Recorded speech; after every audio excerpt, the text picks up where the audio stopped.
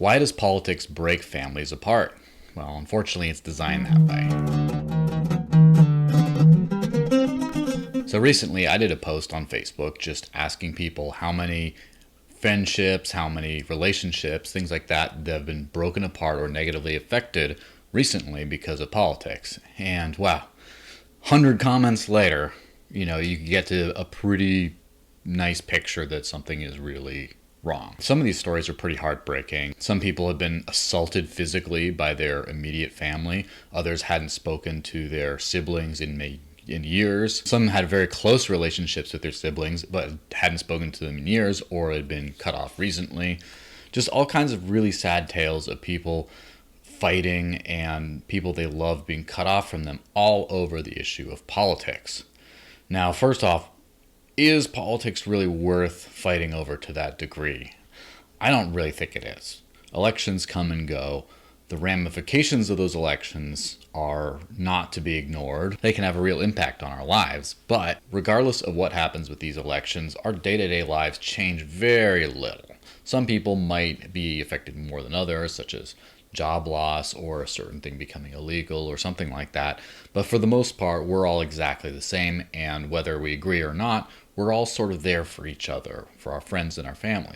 And so it makes me really sad when you see people splitting off over these kinds of disagreements, which, let's be honest, don't really amount to disagreements over good and bad. Like, one wants something good and the other wants something bad. It's not really that. It's methodology. What will be good? What will have a bad outcome? Now, why do people fight with their own families, their own closest people? Why do people split apart over politics? Well, unfortunately, politics was kind of designed that way. It's a winner-take-all kind of a thing, where if you want to get your way, the only way you do that is by getting enough people on your side to then force the equation on the other people. And so whatever gets decided by politics is forced by people who disagree with you. So say, for example, you have a sibling who is on the opposite end of the political spectrum from you, and their people win. Then what happens is there's all kinds of laws and things that get passed that affect you, so that you don't have any control over. For example, your taxes could go up and you could have a much harder time making a living.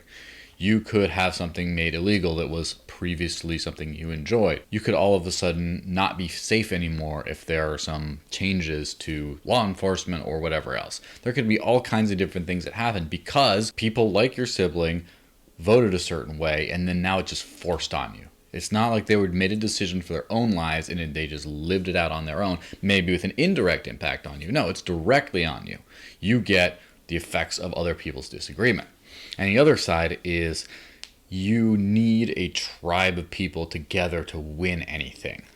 So most of the things I like the most in life are kind of nerdy things, sort of things that not everyone is into. And I enjoy them, but they end up being successful despite not a lot of people being into them. Whether it's getting into blockchain technology, or whether it's doing a bunch of obscure martial arts or strange craft beer, whatever other things I like, I don't need everyone to like it. I can just do it on my own. I can progress it. And more importantly, what if I start a business? I don't need everyone to like the business.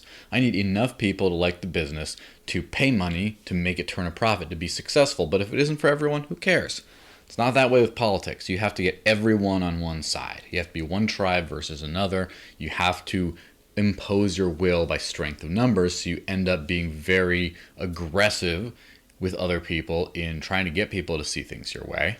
And then you end up being very angry when people don't, because they're directly threatening you, you see. And then there you go. It's a fight. Politics kind of triggers our deep tribal instincts of how the human species survived. Of you can only survive if you band together with your fellow brothers and sisters and go gather food or fight off attackers or whatever else. And if some other group wants to come around, if they're bigger and stronger than you, they can do what they want with you. And there's that sort of assumption that they actually will if they can. And so people start changing their thinking. They start banding together, and anyone who's not in their tribe is considered not only not an asset, but a potential liability that they could then float over to another tribe. And so you want to just beat down everyone who doesn't think like you. You want to close those ranks. You all want to think the same thing, and you want to go to war against the enemy. And so this constant back and forth between the two different tribes, that is politics, unfortunately. Before, your tribe used to be your family and your neighbors and your country and things like that. But now, with such a diverse world, with such a diverse way of communicating, with just people scattered all over the globe and ideas about everything, now you get interactions with all kinds of different people. And it's a little bit more shocking when someone you're physically close to, whether it's, physical family or your neighbors, ends up being on the opposite end of this battle. Before, it's like, oh yeah, that person I like from the other country, yeah, I understand that he hates me now because, he's on the other side of this war or whatever. But now we have a situation where there's a giant culture war around the world, and people are ending up on different sides, yet they still have that sort of tribal instinct to destroy the enemy. And that's politics. So what can we really do about this? Well, first off, I make a pledge that I will not turn on people who I love and care about because of differences of opinion. Their differences of opinion, I will definitely try to help them see my point of thinking if I really believe my point of thinking is necessary.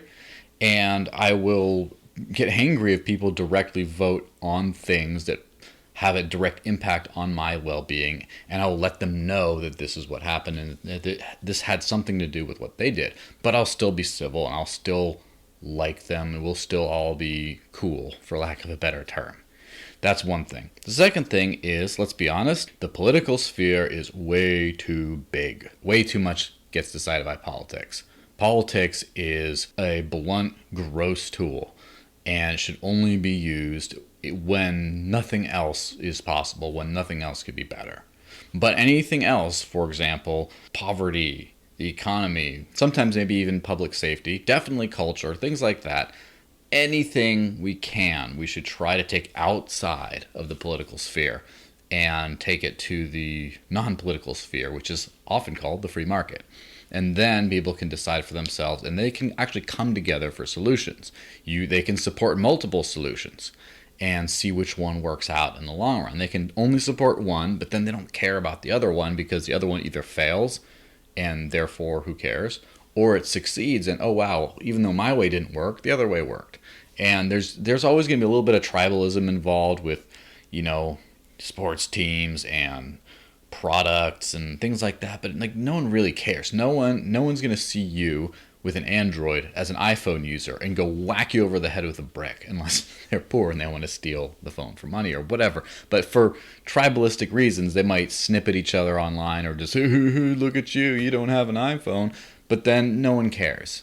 And that's the ideal state of human cooperation, is the cooperative state. It's not the political state.